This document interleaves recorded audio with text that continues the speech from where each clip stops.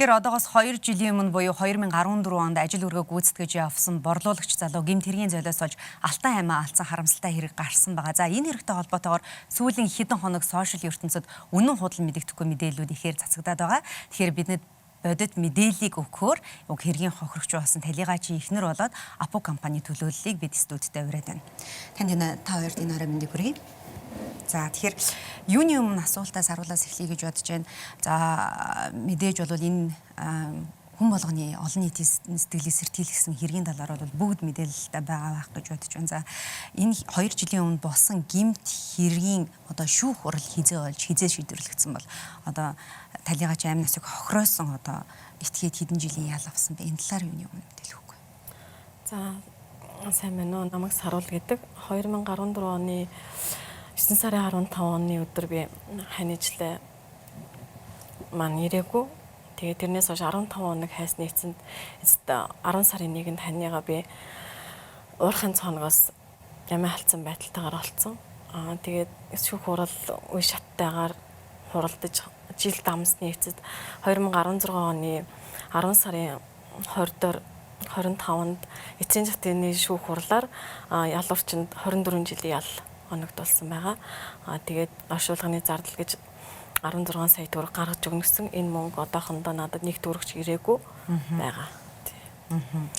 За Апо компани төлөөллөөс асуухад ер нь одоо талигачийн борлуулалтын ажилда танай компани ер нь ямар холбоотой юм бол та энэ дэр нэлийн дэлгэрэнгүй тайлбарлахгүй. За юуны өмнөөс сүүлийн үед сошиал ертөнцөөр цацагдаад үнэн худал мэдээлэл ойлгогдохгүй юм байгаа нөхцөлд бол бодиттой 2 төлөөллийг урьж оролцуулж байгаадаас талархаж байна. Тэгэхээр ариун алтан дэвшгэж компани бол манай 8000 гаруй харилцагч компаниудын нэг нь манай бүтээгдэхүүнүүдийг борлуулдаг ийм харилцагч компани тусдаа аж ахуй нэгж. Тэгэхээр зэрэг бизнесийн харилцаа бол ариун алтан дэвшгэж компанитай Апо компани гэрээ байгуулж ажиллаж байсан. За одоо Саруулын маань гэр бүл тухай үед ариун алтан дэвшгэж компанитай дахин гэрээ байгуулаад тэр худалдааныхын төвийг түрээсээр ажиллуулж исэн ийм л харилцаатай байж байна.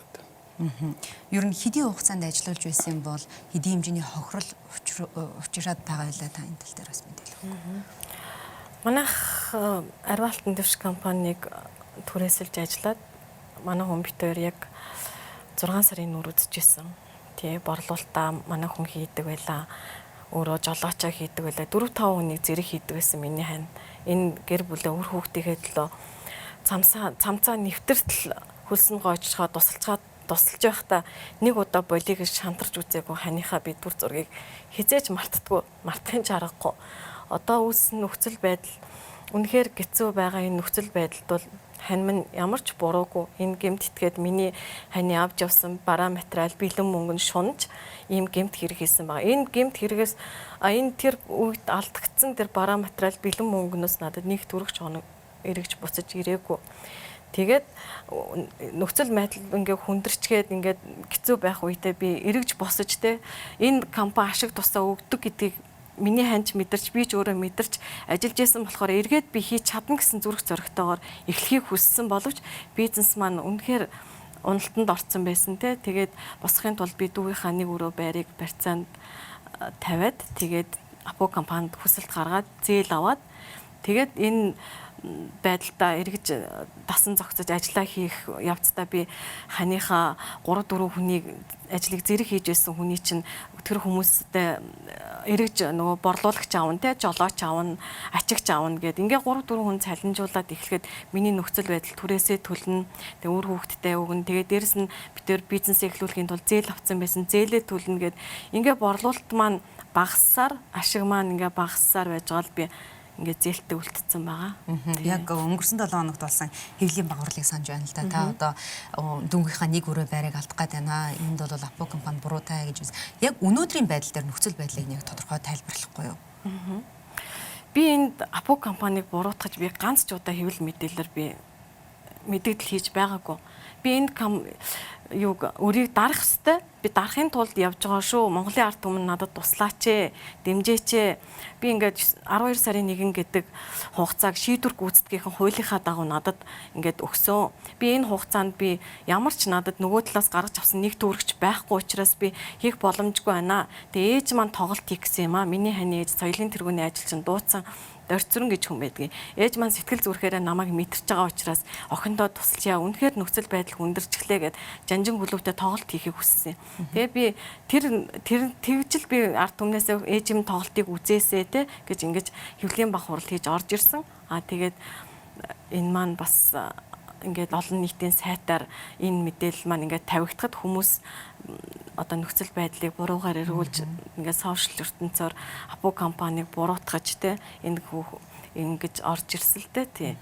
Апу компани борлуулагч гэдэг бас буруу одоо ойлголтоос болж одоо ажиллаа хийж яагаад одоо ингээ хохирол учруулчлаа гэж сошиал ертөнцөөр бол өгсөн мэдээлэлс чинь маш шал өргөө мэдээлүүд явсан байх шиг харагдаж байна тийм үү. Апу компанийн хувьд одоо саруул эмэгтэйд яаж тусалж байгаа бол энэ дэр нь ажил үйлсэнд дэмжиж байгаа болов? Тэгэхээр нэгдүгээрт бол би бас нэг зүйлийг тодруулах хэрэгтэй баха гэж бодож байгаа. Энэ гэр бүл маань талич маань Апу компани ажилтан болол байгаагүй. Энэ болвол Ариун Алтан Тэш компанитай гэрээ байгуулад, түрээсийн гэрээ байгуулад үйл ажиллагааг нь явуулж ирсэн. Ариун Алтан Тэш компани нь Апу компанитай гэрээ байгуулж өөрөг хариуцлага үүссэн. Хариуцлагын хувь дээр бол энэ хоёр компани хооронд бол мэдээж хэрэг гэрээний дагуугаар хариуцлага үүсэх байна. Нэгдүгээрт бол тийм байх. Гэхдээ бид нар Апу компани өөрөө 4,000 гаруй хувь нийлүүлэгчтэй ард түмний компани. Энэ компанид шууд болон шууд бусаар 10,000 гаруй ажлын байрыг бий болгож байгаа.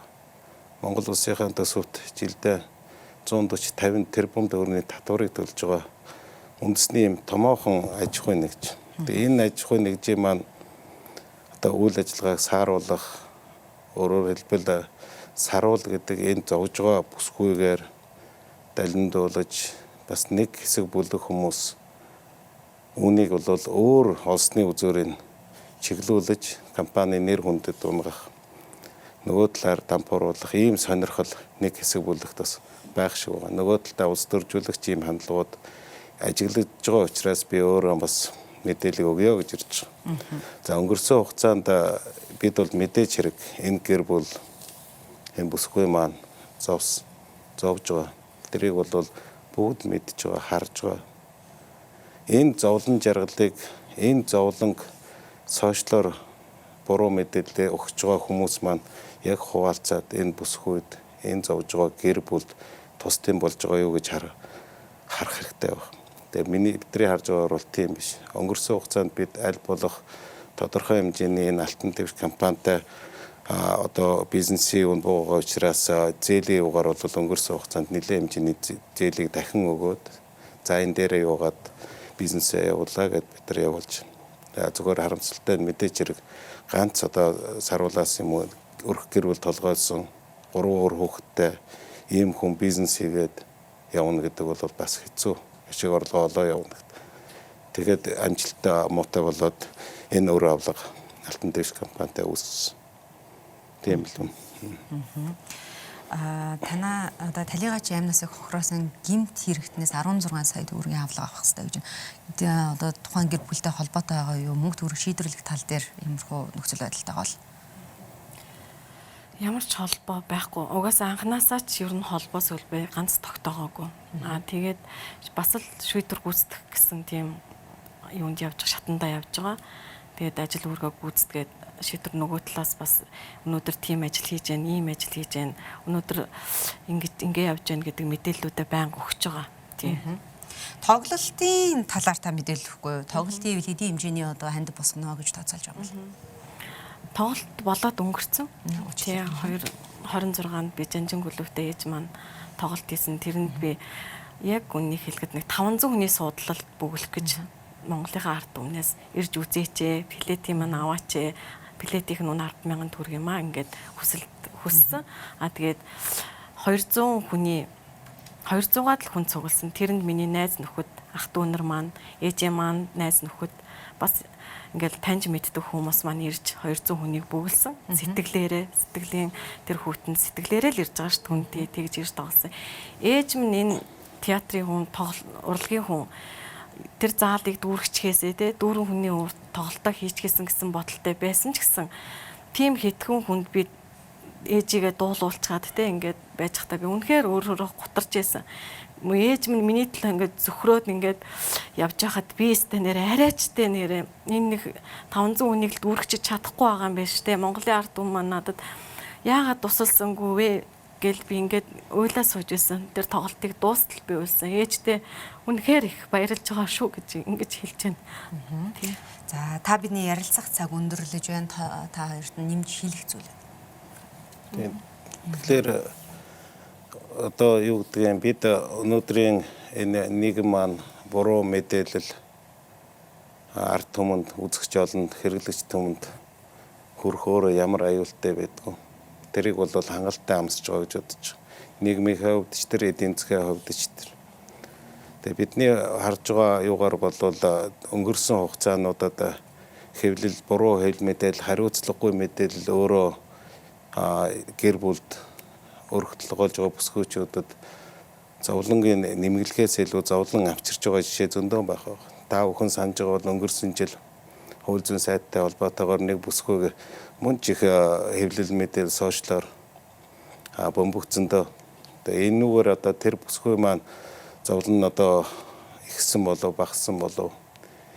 Ирвсийн одоо хамгаалалт сангийн залуу маань бас одоо ийм ажлаар бурхан болоод өчнөө асуудлууд сошиалор харамсалтай нь дахиад бас л энэ дээр юу болов гэд. Тэгээ бидний санаа зовж байгаа асуудал болохоор хэрэгтэй хэрэггүй сошиалор хэрэгтэй хэрэггүй буруу мэдээлэл ард түмэнд өгөөд байх нь одоо өөрөө жишээлбэл юу гэдгийг магадгүй манай саруул болон үр хүүхдүүд нь одоо юу авчрах уу энэ зовлонгийн нэмгэлж чадах уу магадгүй тэр хүмүүс ч өнөөдрийн зовлонг өртөгч юм уу гэж эмзэглэж байгаа. Яг хөө Апо компани нэр хүнд бол тодорхой хэмжээнд унах асуудал бий баг. Гэхдээ эдний гэр бүлд энэ гэр бүл зовсон зовлонгоос нэг илүү чадахгүй болоо гэж бодож байгаа. Нэгдүгээр.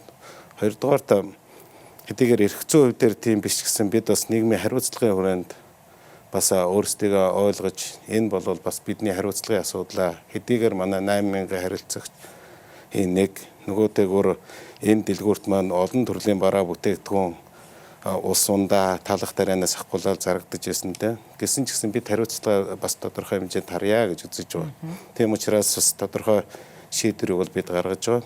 Нэгдүгээрт бол өнгөрсөн хугацаанд үүссэн энэхүү үр төлбөрийг Апо компани алтан дэвш компанид бол одоо манай саруулын гэр бүл саруулын өмнөөс бол бид нар 100% барагдуулъя гэж.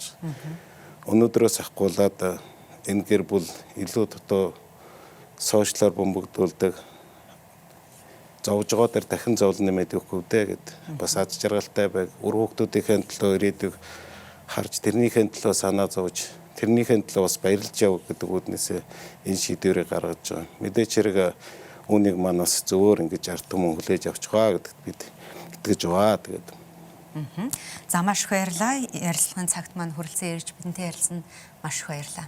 За баярлалаа.